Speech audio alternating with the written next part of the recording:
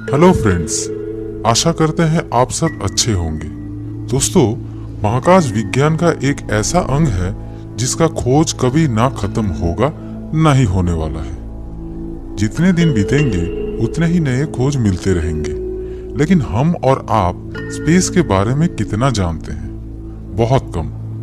मगर हम आपको महाकाश और ब्रह्मांड से जुड़े कुछ ऐसे बातें बताएंगे जो शायद आपको मालूम ना हो। और अगर आप इस चैनल पर नए आए हैं तो सब्सक्राइब करके नोटिफिकेशन बेल को जरूर प्रेस कर दीजिएगा।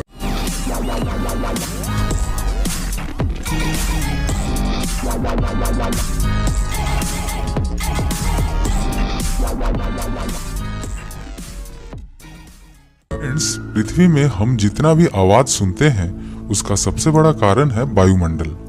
वायुमंडल साउंड तरंगों के परिवहन में काम करता है। एक जगह से दूसरे जगह आवाज वायुमंडल के सहारे ही चलता है। मगर इसका ठीक उल्टा है महाकाश में। स्पेस में कोई वायुमंडल नहीं होता। इस कारण वहां एकदम शांत परिवेश है और कोई ग्रेविटी ना होने के कारण कोई भी वस्तु या फिर इंसान तैरते रहते हैं। किसी भी स्पेस शिप के साथ अगर एस्ट्रोनॉट्स बंधे ना हो तो महाकाश में खो जाएंगे और उनको ढूंढना नामुमकिन हो जाएगा। हाँ, और एक बात, आप लोगों को लग रहा होगा कि अंतरिक्ष यात्री पृथ्वी से तब कैसे संपर्क करते होंगे। तो चलिए इसका जवाब भी दे देते हैं। रेडियो तरंगों से।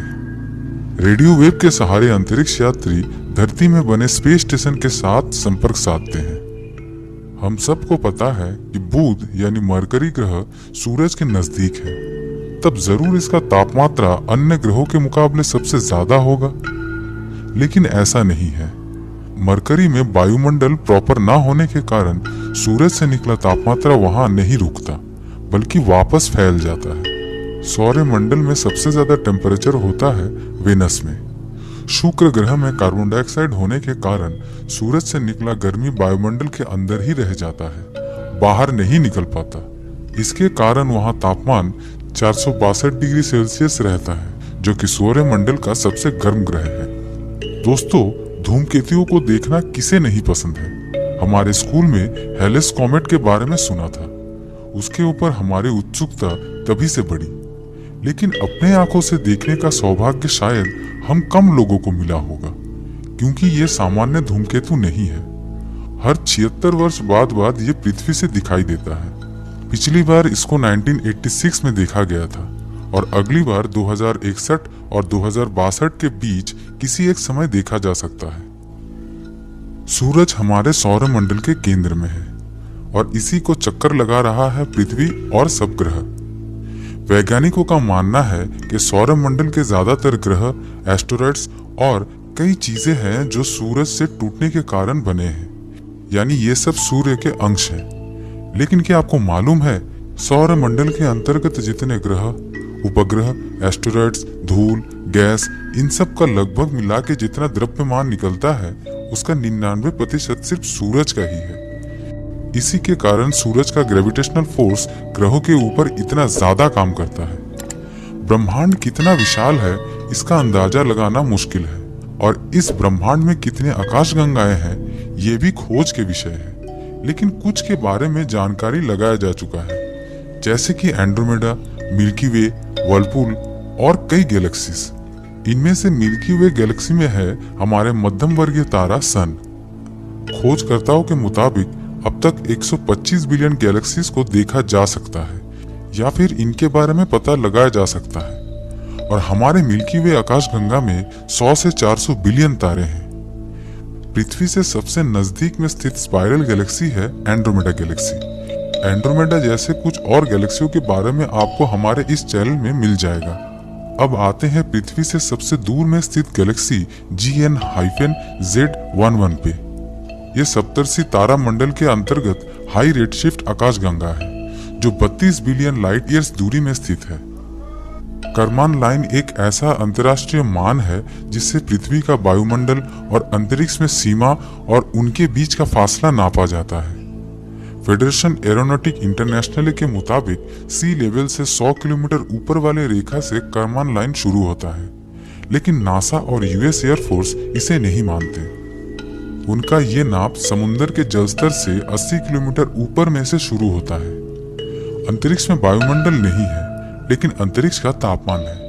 बैकग्राउंड रेडिएशन, जो कि एक इलेक्ट्रोमैग्नेटिक रेडिएशन है, उसके अनुसार स्पेस में तापमान -270.45 डिग्री सेल्सियस है। दोस्तों, वेनस को अपने एक्सिस में एक चक्कर घूमने के लिए 243 पृथ्वी दिवस के बराबर समय लगता है, लेकिन सूरज के चारों ओर घूमने में 224.7 पृथ्वी दिवस लगता है। सच में दोस्तों, कितना स्लो है ये वेनस।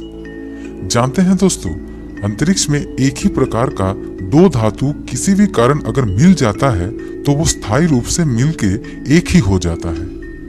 खगोलविदों के अनुसार अंतरिक्ष में बहुत सारे तैरता हुआ पानी का कण होता है। इनको मिलाकर विशाल जल वाष्प का जमावट बना है। तो इन सब को मिलाकर जितना मास होता है वो पृथ्वी में स्थित समुद्र, नदी एवं महासागर में मौजूद पूरा पानी के कण का जो मास है उससे 140 ट्रिलियन गुना ज्यादा है। माउंट एवरेस्ट पृथ्वी का सबसे ऊंचा पर्वत चूड़ा है, लेकिन इसका 2.5 गुना ऊंचा एक ढाल ज्वालामुखी है मंगल ग्रह में। ओलिम्पस मॉन्स नाम का ये ज्वालामुखी अंतरिक्ष का सबसे बड़ा और सौरमंडल का सबसे ऊंचा पर्वत है, जिसका ऊंचाई डेटम से 21,287.4 मीटर ऊंचा है। जियोडेटिक डेटम धरती में किसी स्थान को पता लगाने का संदर्भ बिंदु है। हीरा किसे नहीं पसंद है? हम और आप सबको हीरा पसंद है, परंतु सोचिए हीरो का अगर भंडार आपको मिल जाए तो आप क्या करोगे? इतना सोचिए मत दोस्तों। वो खजाना पृथ्वी से दूर और एक बहिर्ग्रह में है। 55 कैनक्राई ई नाम से एक्सोप्लैनेट 30 अगस्त 2004 को खोजा गया था। अधिकांश भाग कार्बन से बना इस बहिर्ग्रह में मौजूद 1/3 पदार्थ का द्रव्यमान, तापमान और दबाव के कारण हीरा में परिवर्तित हो चुका है। 55 कैनक्राई ई नाम का बहिर्ग्रह 55 कैनक्राई ए नाम से बना एक तारा का चक्कर लगाता है, और सबसे पहला खोजे जाने वाला ये महापृथ्वी का व्यास हमारे पृथ्वी से 2 गुना ज्यादा है। अंत में एक और मजेदार तथ्य आपके साथ शेयर करता हूँ। नासा के द्वारा स्वीकृत सूट का कीमत इतना $। है।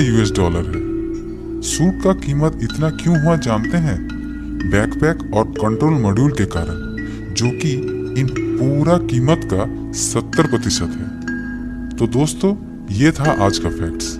फिर मिलते हैं अगले एपिसोड में, लेकिन जाने से पहले वीडियो को लाइक और शेयर करना ना भूलें। धन्यवाद।